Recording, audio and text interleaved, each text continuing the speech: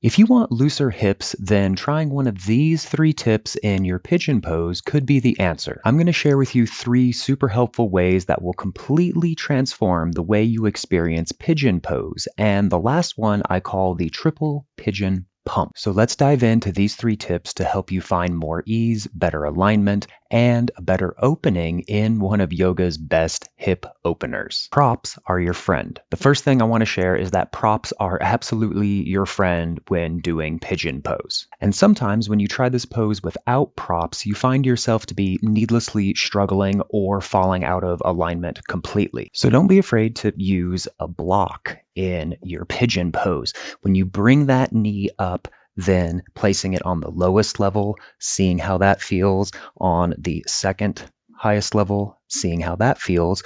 What's also really nice is to have a blanket, maybe even folding it over, placing it underneath your glute, because the blanket adds a lot of cushioning and you can actually deepen over time with the blanket because the weight kind of compresses the blanket there in the mat. And remember, props aren't cheating, it's just smart yoga. It's helping you find the best variation of the pose for your body and your ability level. Knee placement is everything. Where you have your knee placed in pigeon pose is going to change how you experience this pose quite a bit. When you have your knee swung too far out, kind of like a chicken wing here, it is going to open your hips, but not near as much as if you try to bring that knee in. Having that knee drop straight down from your hip bone is going to change a lot of things. You'll feel it along the side of your leg more, your glutes, deeper in your hips, your psoas, and a lot more. So even if it's out this much, maybe try bringing it straight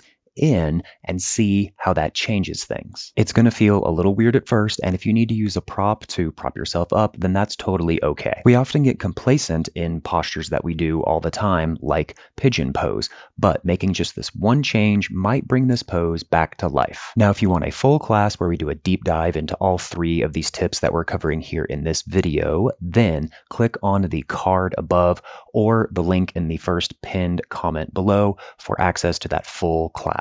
The class is about 30 minutes long, and it goes into a bunch of helpful variations and modifications for opening up your hips. But now let's move on to the third part because I've saved the best for last. The Triple Pigeon Pump. This next method is my personal favorite secret weapon for helping you to get really, really deep in your pigeon pose. So you'll get set up here in your pigeon like you normally would. Hold yourself up, walk your hands up, and then take an inhale and push yourself directly upward toward the ceiling. And then exhale, sink straight down towards the mat, not hinging, just sinking straight down. That's 1. Do it again, 1. And then 2, sinking back down, and then again, 1. And then exhale, sink straight down. And on this third one, you're going to notice that your glute comes a little bit closer to the mat here, and you'll feel a little bit deeper in your pigeon.